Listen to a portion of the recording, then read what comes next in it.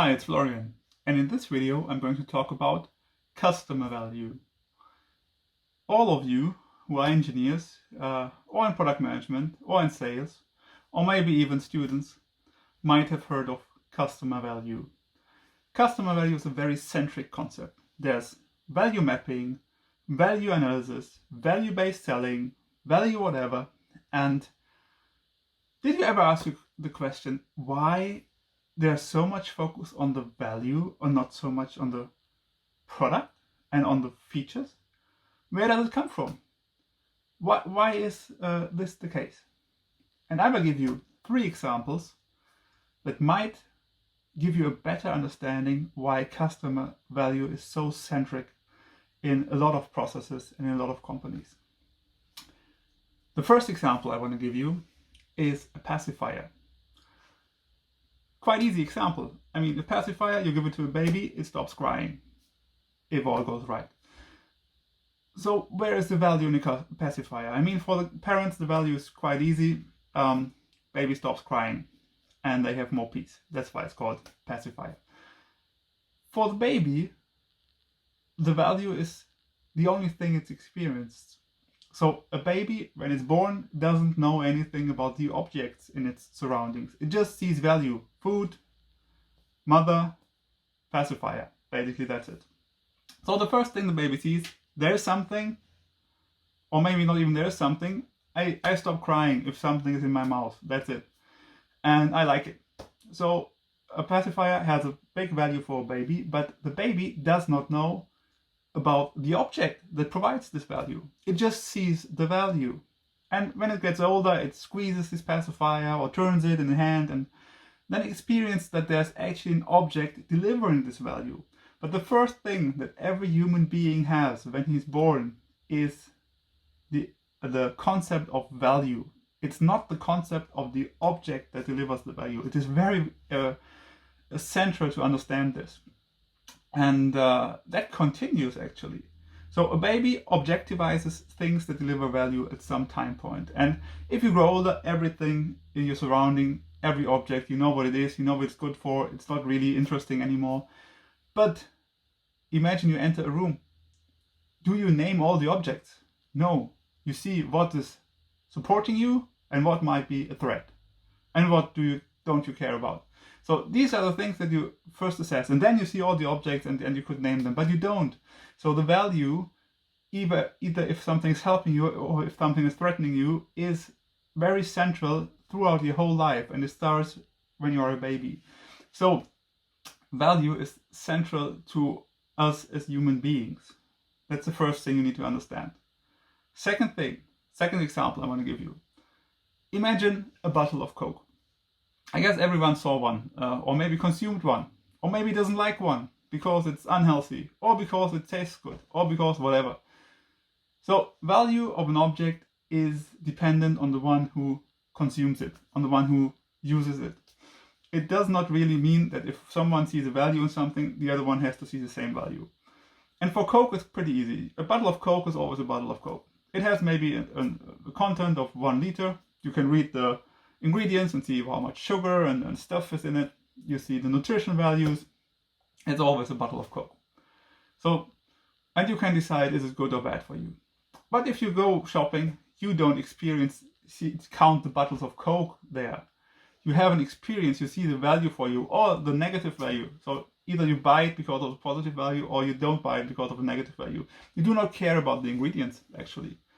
When was the last time you really read the ingredients of Coke?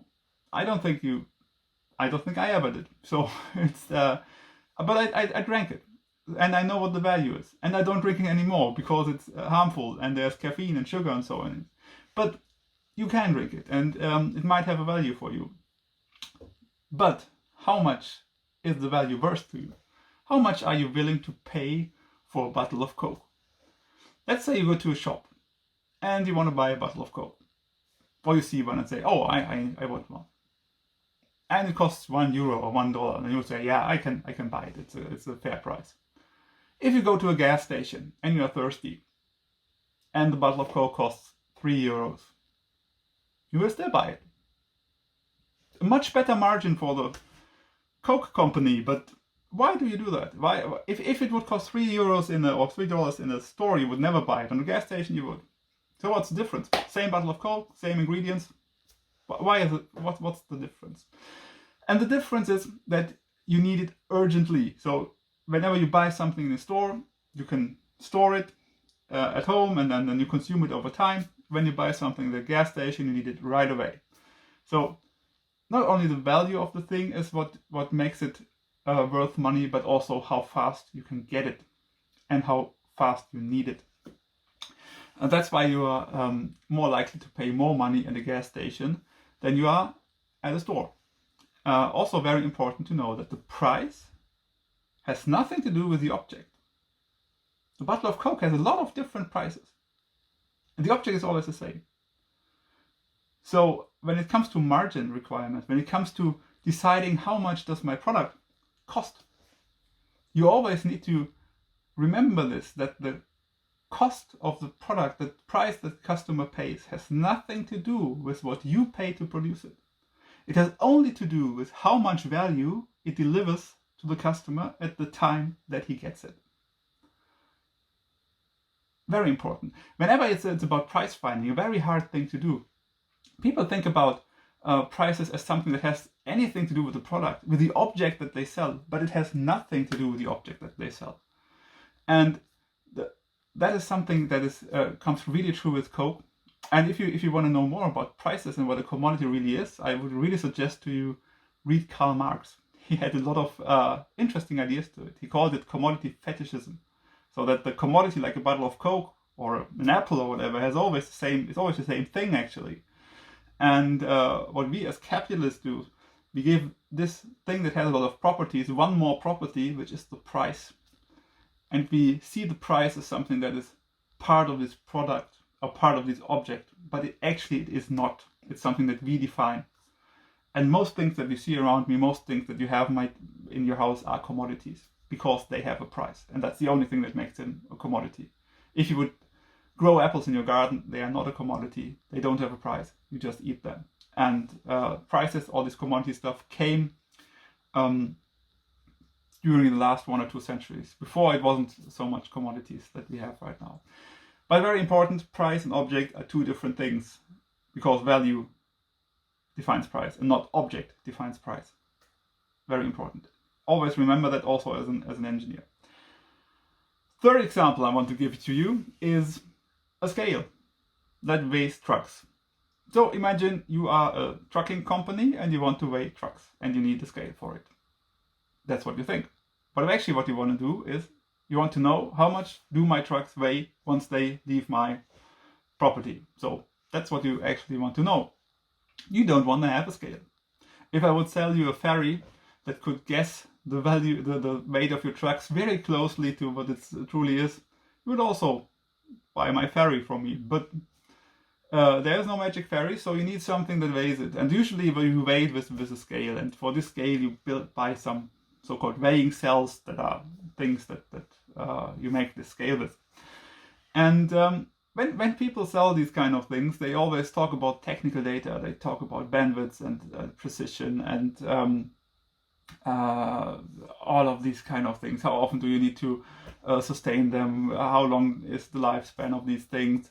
How fast can you get the data? What are the interfaces? All of these kind of things. But do you care about that if you want to weigh trucks? Usually not. If someone would sell you something else, you would also buy it if it delivers the same value or even a better value with a complete different technology. You do not care about the technology. Same thing if you think about Apple. They have cool products. They never talk about the ingredients really, what is in it, the chipsets and so on. You don't really care about that. Most customers don't. They care about the value it delivers to them. That's something that Steve Jobs really got right. And that's something that you also should know.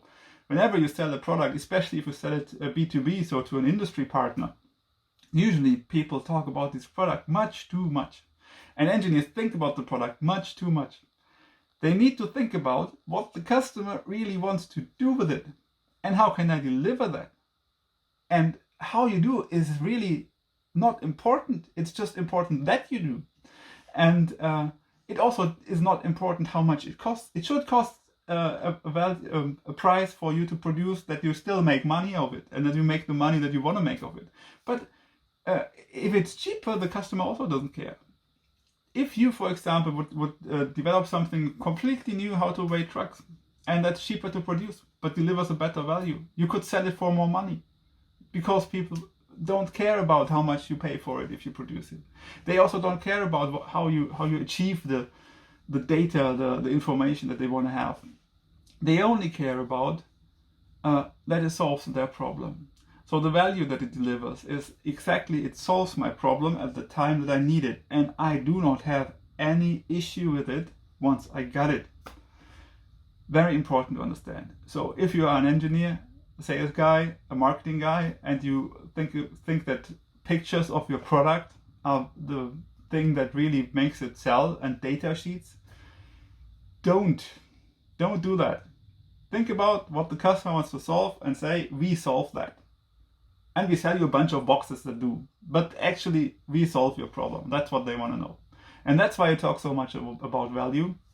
And that's why you need to understand so deeply, and maybe also reflect so deeply, what value really is, what value really means.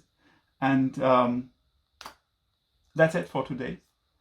I hope you learned something. If you did not, that's a pity. If you did, actually you can like my video, you can subscribe to my channel. Have a good day. Goodbye.